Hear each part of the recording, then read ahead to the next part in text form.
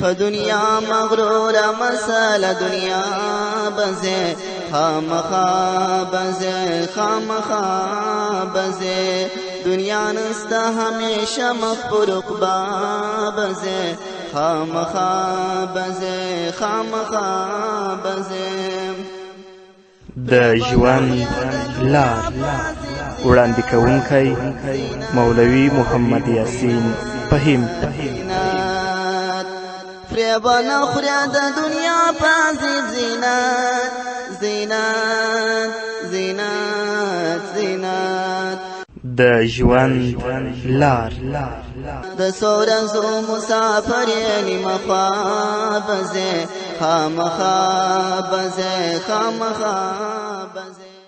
الصلاة والسلام على سيد الأنبياء والمرسلين سيدنا ونبينا وشفيعنا ومولانا محمد وعلى آله وأصحابه الطيبين الطاهرين. قدرمنو اوریدونکو د ژوند د لارې د خپرونې مینوالو په سلامونو او نیکو هیلو مو هرکلی کوم. ستاسو روغتیا او خوشحالي د پاک رب نه غواړم. دا دی زه محمد یاسین فهیم د ژوند د لارې د خپرونې په وړاندې کولو کې ستاسو په خدمت کې یم په دې هیله چې دا خپرونه ستاسو د پام وړ وګرځي.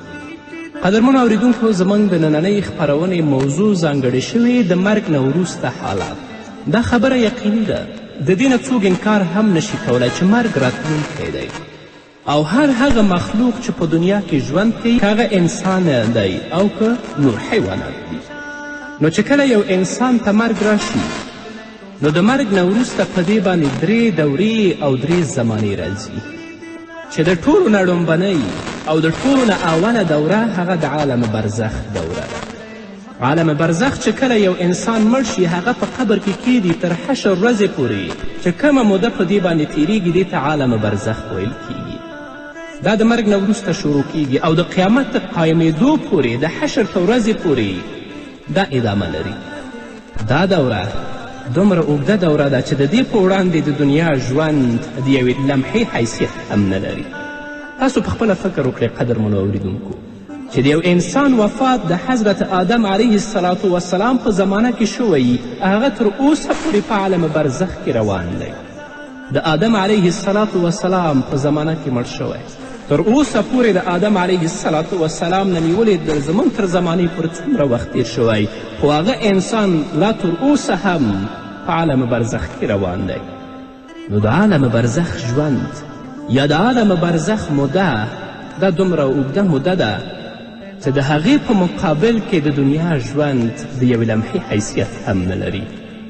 محمد رسول الله صلی الله علیه وسلم په یو حدیث کې فرمایي هغه مسلمان انسان چې کله هغه ته مرګ راځي چې هغه خپل ژوند ټول د الله رب العزت د اوامرو مطابق د الله د احکامو موافق او د محمد رسول الله د لارښوونو موافق تیر کړی وي نو هغه لپاره به قبر یو باغ د باغونو د جنت نه وي. هغه به په عالم برزخ کې ډېر خوشحاله وي لکه چې د بخاري حدیث دی چې کله هغه په زغرده باندې جواب ووایي چې زما رب الله دی، زما دین اسلام دی، زما نبی محمد رسول الله دی، نو الله به بلا کیف ورته ووایي نارې به کړي چې ان صدق عبدي، زما بنده رښتیا ویلې ففرشوه من الجنه والبسوه من الجنه.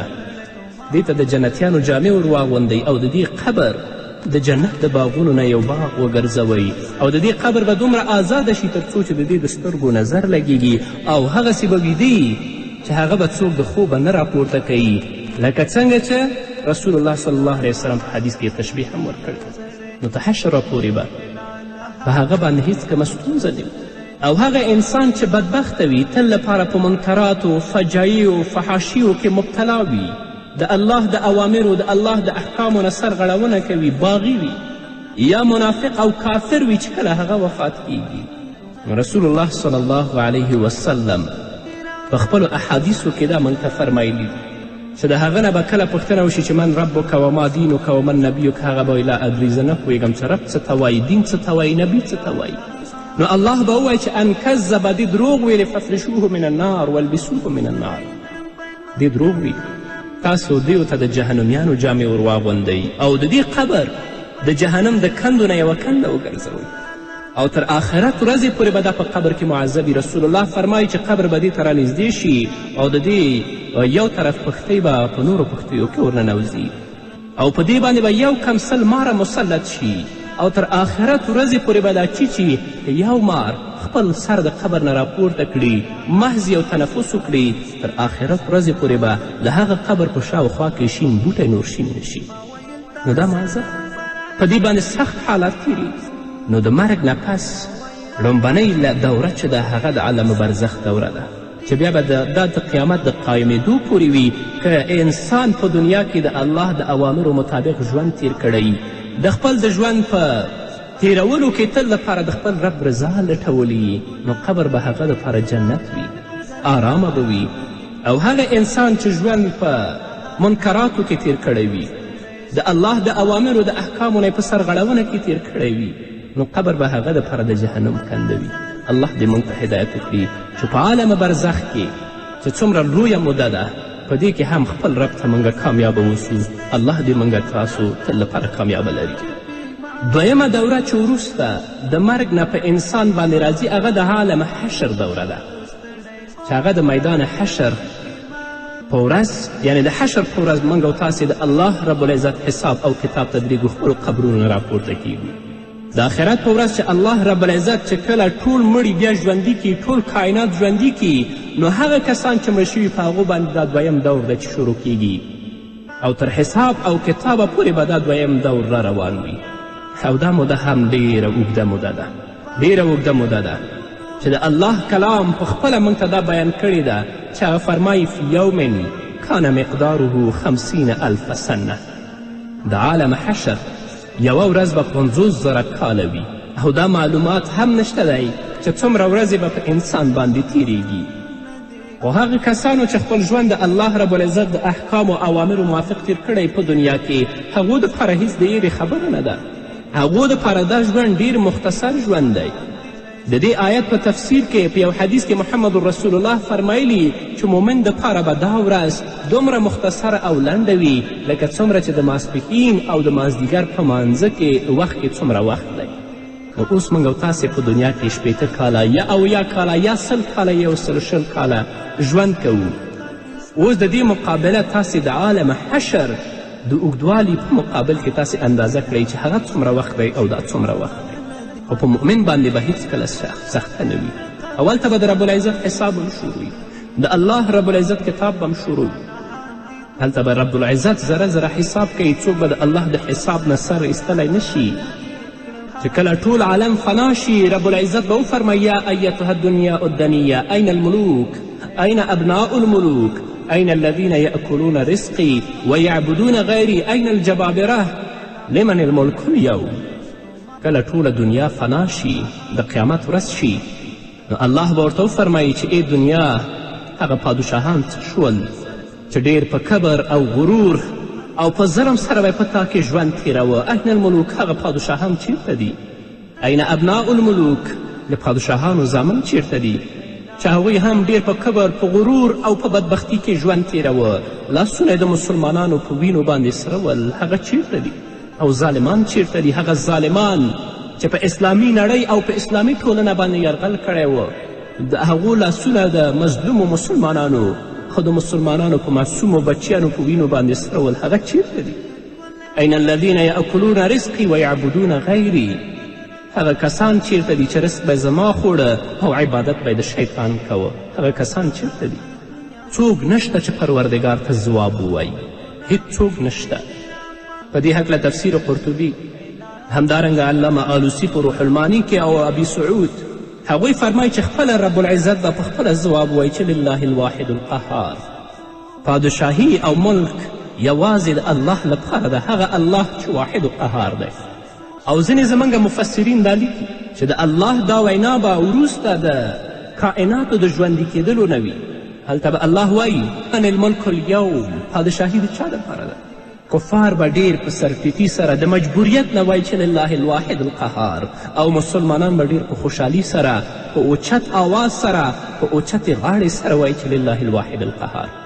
نو قدرمنو اوریدونکو، د عالم حشر ورځ موږ او تاسې پسې را روانه ده.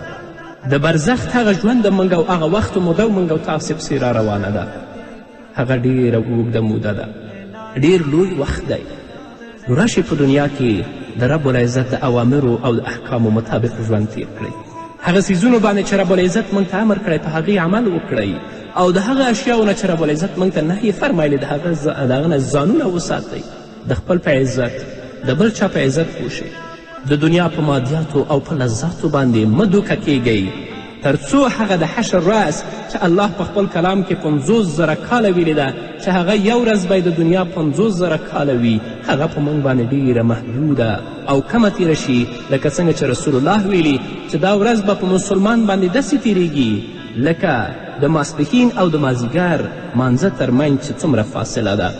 او په ځینې ځایونو کې زموږ مفسرینو فرمایلی دي چې په دغه ورځ چې دومره لویه ورځ ده، مؤمنان او مسلمانان به د قیلولې خوب په جنت کې کوي، یعنې سهار نه نیولې تر 11 بجو پورې به دومره وخت کې به دا ورځ په دیو باندې ختمي. الله دې موږ ته توفیق راکړي چې خپل ژوند د الله د رضا مطابق تیر کړو، د رسول الله د رضا مطابق تیر کړو، یعنې اعمال وکړو چې هغه باندې زموږ رب راضي کیږي، هغه اعمال وکړو چې هغه باندې زموږ رب خوشحالیږي، هغه اعمالو ته مخه کړو چې په هغه باندې رسول الله راضي کیږي.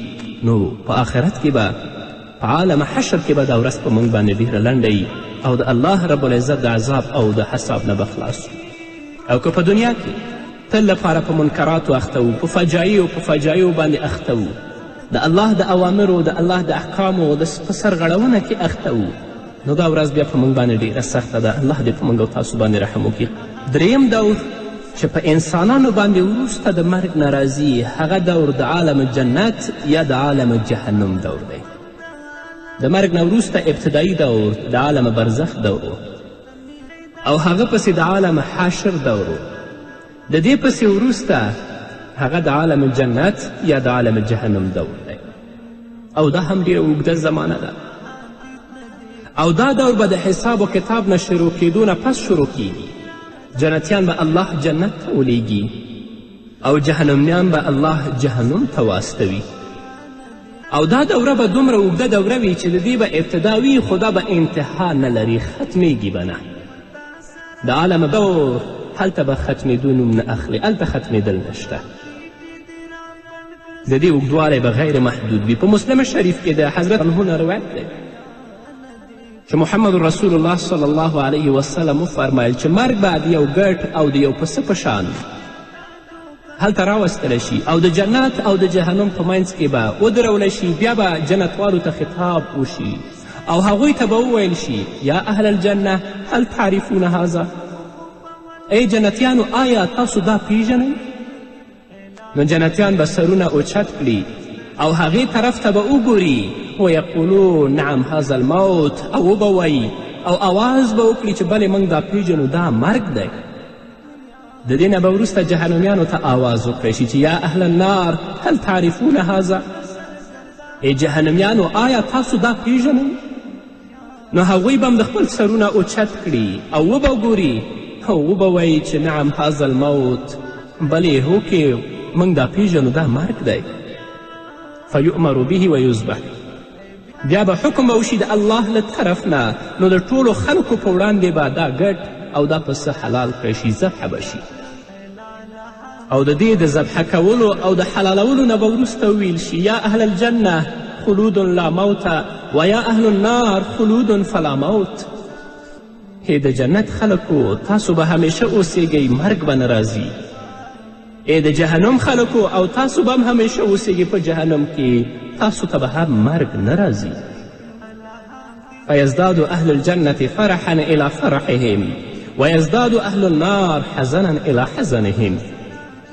فيزداد اهل الجنة فرحا الى فرحهم ويزداد اهل النار یا حزنا الى حزنهم. نو جنتیان چې کله دا اعلان واوري او دا منظر وګوري نو خوشحالي به یو په دوه شي او د هغو په خوشحالي کې به نورم زیادت راشي. او جهنمیان چې کله دا اعلان واوري او دا منظر وګوري نو په غم کې به نور هم غمونه را پیدا شي. نو به هر حال قدرمنو اوریدونکو، د مړه کیدونکي د آخري دور یعنی د عالم جنت یا د عالم جهنم دومره اوږد دی چې د دې اوږدوالي اندازه نشي کیدلی، ابتدا لري خو هغه لپاره انتها نشته دی، ختمه ده. الله دې موږ او تاسو ته ټولو مسلمانانو ته جنت نصیب کړي او د جهنم د هغه سخت عذاب نه دې رب العزت موږ او تاسې وساتي. رسول الله په یو حدیث کې فرمایي که د جهنمیانو یو قطره وینې او زوی دنیا ته پریوځي نو د هغه د بدبویي نه به اهل دنیا ټول هلاک شي، او هغه پوړنی چې په جنت کې د حورو په سر دی که هغه دنیا طرف ته راشي نو د هغه د خوشبویي نه به اهل دنیا په دنیا کې ژوند نشي کولی، او که هغه حوره دنیا طرف ته وګوري نو لمر او سپوږمۍ به خپله رڼا پرېږدي. نو د دنیا دا مختصر ژوند، د دنیا دا محدود ژوند د عالم برزخ یا د عالم حشر یا د عالم جنت یا د عالم جهنم په مقابل کې هیڅ کومه حیثیت نه لري. مجرم چې کله د آخرت ژوند وګوري نو د آخرت د ژوند په مقابل کې به هغه ته د دنیا ژوند ډیر محدود معلوم شي، یوه لمحه به معلوم شي چې هغه لکنه پوښتنه وشي چې کم لبستم فی الارض عدد سنین، تاسو په ځمکه کې څومره کلونه تیر کړي دي؟ نو مجرمان به هلته ځواب ووایي قالو لبسنا یوما او بعد یوم فاسأل العادین، موږ یوه ورځ یا نیمه ورځ په دنیا کې تیره کړې ده. تاسې د شمېر کوونکو نه پوښتنه وکړئ د دنیا 80 کاله او یا کاله 100 کاله د هغه د ژوند په مقابل کې یعنی د عالم جنت او د عالم جهنم په مقابل کې هیڅ کوم حیثیت نه لري، د یو لمحې په شان راته ښکاري. نو قدرمنو اورېدونکو موږ او تاسو پسې عالم برزخ هم را روان دی، عالم حشر موږ او تاسو پسې هم را روان دی، عالم جنت او عالم جهنم هم موږ او تاسې پسې را روان دی. راسې داسې اعمال وکړئ په خپل ژوند کې چې په عالم برزخ کې هم کامیابه اوسو، په عالم حشر کې هم کامیابه اوسو، او په آخر کې الله موږ په جنت کې داخل کړي چې د عالم جنت نشو نه د عالم جهنم نه. او که په دنیا کې تل لپاره په منکراتو فجایو کې گرفتار و، ژوند هم د الله د اوامرو د احکامو خلاف تیروه، نو عالم برزخ به هم په موږ هم سخت وي، عالم حشر به هم په موږ باندې ډېر اوږد دي، او چې کله عالم جنت یا عالم جهنم شي نو داسې بدبخته انسان به الله جهنم ته لیږي که مسلمان و د خپل د ګناه د عذاب د څکلو نه به وروسته الله جنت ته لیږي، او که نه و تل لپاره به په جهنم کې پروت وي. الله دې په موږ او تاسو باندې رحم وکړي. نو خلاصه دا شوه چې د دنیا هر څیز قدرمنو او عارضي دی، او آخرت کې چې هر څه الله درکوي هغه دایمي دی. او زمونږ دا حال دی چې موږ دنیا هر څه ګڼلې ده، د دنیا نقصان خو موږ ته نقصان ښکاري، د آخرت د عظیم نقصان موږ سره هیڅ پروا نشته. د دنیا نه معمولي نفع موږ ته نفع معلومیږي، فایده معلومیږي، خو د آخرت یوه لویه نفع زموږ په سترګو کې څه حیثیت نه لري. الله رب العزت د دې خبرې شکایت په دې آیت کې کړی دی چې الله فرمایي بل تؤثرون الحیات الدنیا والآخرة خیر و ابقا، تاسو د دنیا ژوند ته ترجیح ورکوئ او حال دا چې آخرت غوره او همیشه دپاره پاتې کیدونکی دی. قدرمنو اوریدونکو د دنیا دا مختصر شان ژوند داسې تیر کړئ چې د آخرت همیشه والا ژوند الله زموږ نصیب کړي او هغه تل لپاره زموږ دپاره ښایسته او باعزته کړي. قدرمنو اوریدونکو الله دې موږ او تاسو ټولو ته د نیکو اعمالو توفیق راکړي، هم خپل دپاره، هم خپلو بچیانو دپاره، هم خپلو کورنۍ دپاره، تل لپاره د الله نه د هدایت غوښتونکي شئ چې الله په موږ باندې رحم وکړي او هغه ژوند چې موږ او تاسو پسې وروسته را روان دی هغه کامیابه او سرفرازه وي. په دې هیله قدرمنو اورېدونکو دا به زموږ نننۍ خپرونه چې ستاسو درانه حضور ته وړاندې کړه.